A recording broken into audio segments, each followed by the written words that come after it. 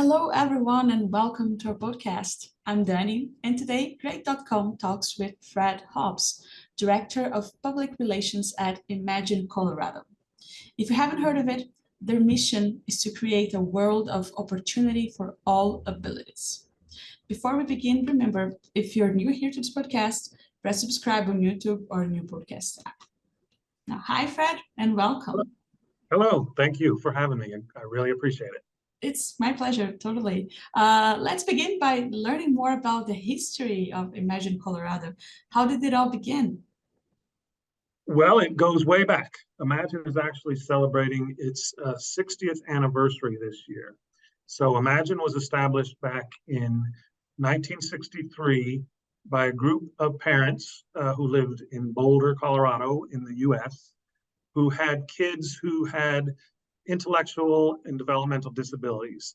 These are things now like we call autism, Down syndrome. And they wanted their kids to have the same opportunities as all the other kids in their neighborhood. The opportunity to go to school with the other kids, to join Little League teams, to basically be part of their community. And in 2023, I think for most of us, that seems pretty obvious, but in 1963, that was a pretty radical idea. The truth was, people with intellectual and developmental disabilities back in those days, more often than not, rather than being part of their community, they were actually literally hidden away from their community. They were put into institutions, these big congregate settings that basically were walled off from the rest of society, not because they were criminals, not because they were dangerous, just because society said, we don't want to deal with this population. And these parents and parents across the United States and across the world around this time were starting to say, no, this is wrong. Our kids have the right to be part of their community. They have a right to participate, to contribute in the ways that they can. And that idea has served as the cornerstone of all the work we've done for the past 60 years.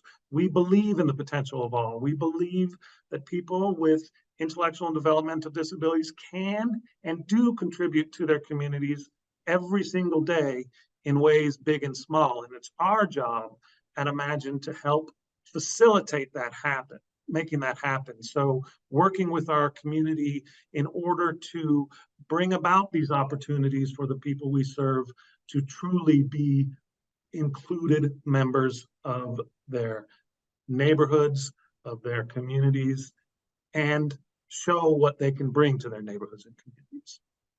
This is a very powerful history, and thank you so much for putting it in perspective for us. I feel like you said something that is very true. Nowadays, it's a common thing to think, right? We are sort of, we learn that we need to give people space and opportunities and, the equal things that everybody else get. But 60 years ago, it was not the case. Mm-hmm. So thank you so much for putting it in such perspective. And then what specific services and programs does Imagine offer to individuals with disabilities? Well, we serve people throughout their entire lives. So for babies and toddlers who either have a developmental disability or a developmental delay, we offer early intervention services. These are things like occupational therapy, physical therapies, speech therapies that hopefully help the child catch up to developmental milestones. Maybe they're not walking at the same age that most kids walk, that sort of thing. And a good percentage of the kids that get those early intervention services, if they're successful, then they don't need services from us for the rest of their lives. But for some folks, they do have a developmental disability that's going to have a lifelong lasting impact on them. So as they get older, for school-age kids, we have a summer camp program. We have an after-school program. These are programs that are designed to get those kids out into the community to, just as I said earlier, participate in the same kind of activities as all the other kids around them are able to participate in. For adults, we have a variety of services. We have services that help teach them skills that hopefully make it easier for them to be part of their community. We have services that help them find and keep jobs. I talk about being part of your community. There's no better example of showing how you're part of the community if you're working a job, earning money, paying taxes, spending that money out in your community. We have residential services for folks who aren't able to live on their own, or perhaps don't have family that they can live with at this stage in their lives. And that goes all the way up to seniors who have developmental disabilities, because there's a very unique set of challenges that can come with that. So no matter what the age or stage or the service, at its core, what we're trying to do is ensure that the people we serve are active, contributing members of their communities. Oh, this is really incredible. And one thing that comes to me now is, how do you get in touch, or how can people with disability get in touch with you to get the help they need? Well, we have a website, imaginecolorado.org. Services are very specific in the United States to regional areas. So we only serve a couple of counties. Again, that's in Colorado, a state in the U.S. So, listeners from across the country, we might not be able to assist them, but we may be able to direct them to where they can find assistance. So I recommend anybody interested in our work and wanting to learn more to start at our website, which is imaginecolorado.org. Right. Please go there. You can find the link in the description of this episode on YouTube and in your podcast app. Now, Fred, you mentioned the role of the community in this thing, right? The importance of bringing people to the community. How do you establish these connections with the community you serve? One thing that on my research, I found it was very interesting, and honestly, it was the first time I read it, is that Imagine describes itself as a not-for-profit, community-centered board in Colorado. I think that somehow stands you out, singles you out in the services that you provide. So how those connections with the community happen? Do you make partners with local business or other organizations? How does it all work? That's a great question, because I've probably already said in this interview the word community 20 times.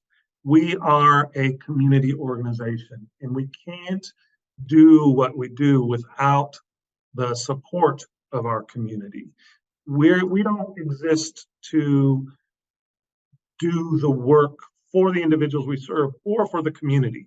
We're at our very best when we sort of act as facilitators. So examples of what you're talking about, reaching out to local recreation centers saying, we want to host a swimming class at the recreation center. Here's the individuals we serve.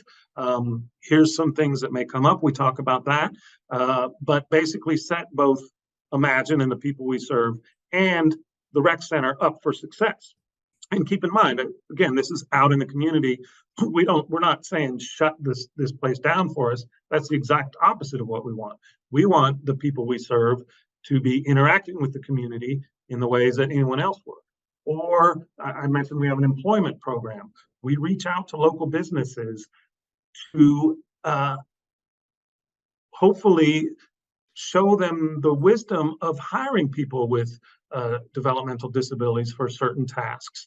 We help work with both the individual who's doing the task so they can get trained, but we also work with the business so they can know what to expect and find out what the benefits of working with people with IDD are. It goes on and on.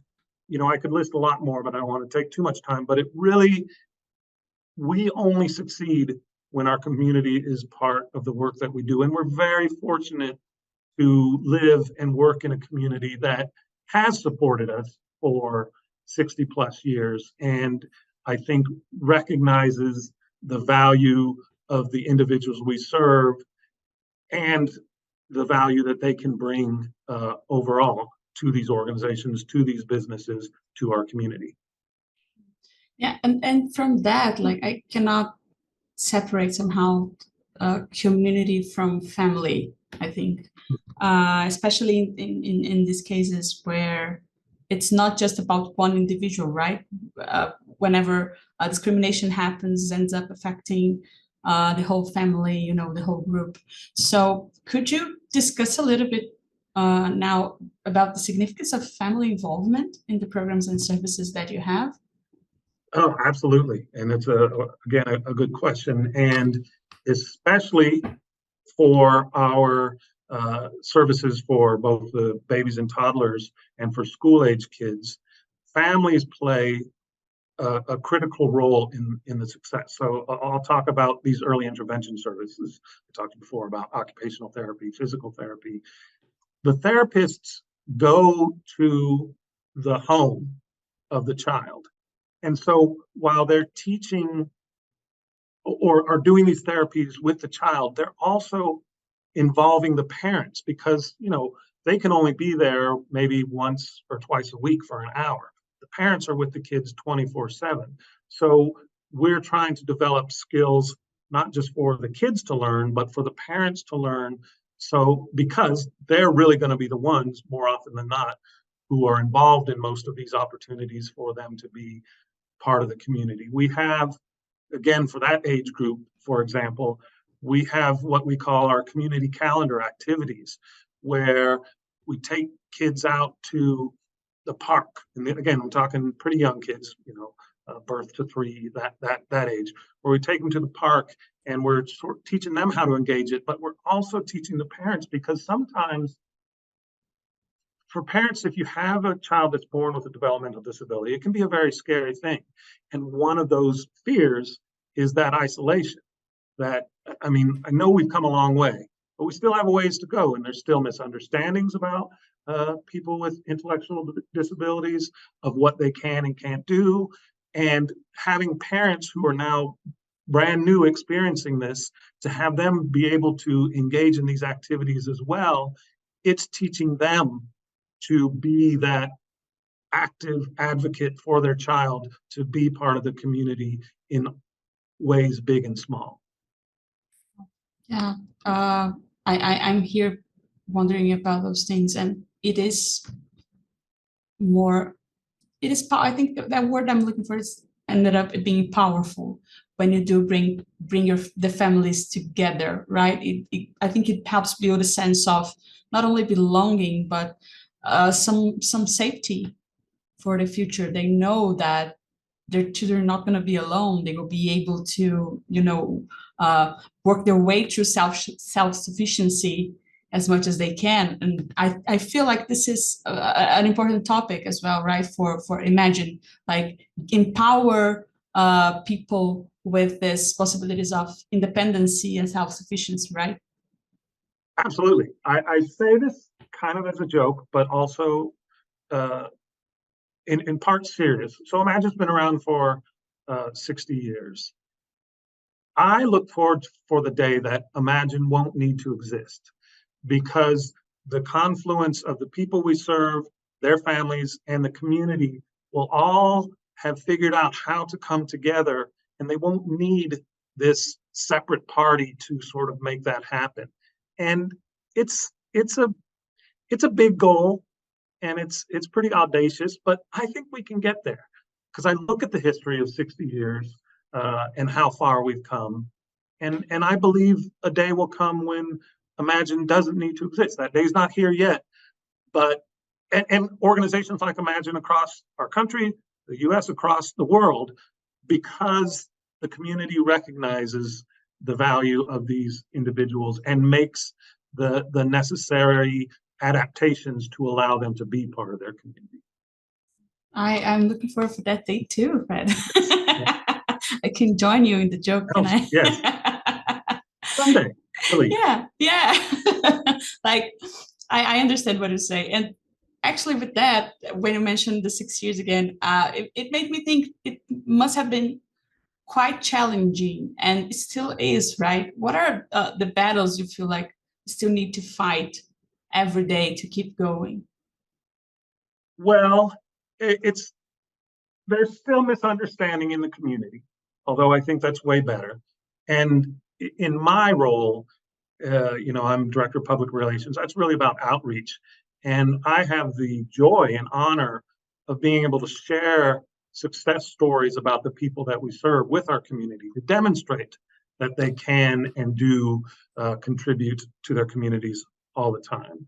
Um, there's also issue. One of our biggest challenges remains the funding for our services. The majority of it does come from the federal government, and it's always inadequate. We live in a world of a lot more needs than there are resources for it.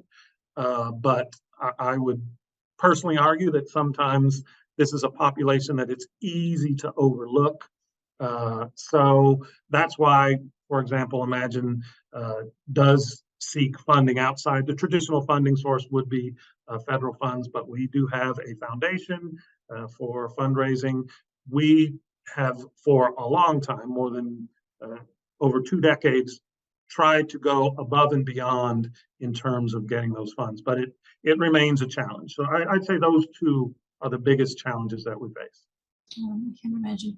But before we jump, I'm going to break this answer of yours in two, because Sure. you put yourself on the spotlight, right? And I'd like to ask you, what has been the most rewarding aspect, I guess, of working with Imagine for you personally? Uh, it is it's being able to uh, come to it at my best when I'm able. Our mission is creating a world of opportunities, and when I'm able to fully experience that. So I'll give you an example. Um, I am a musician as a hobby.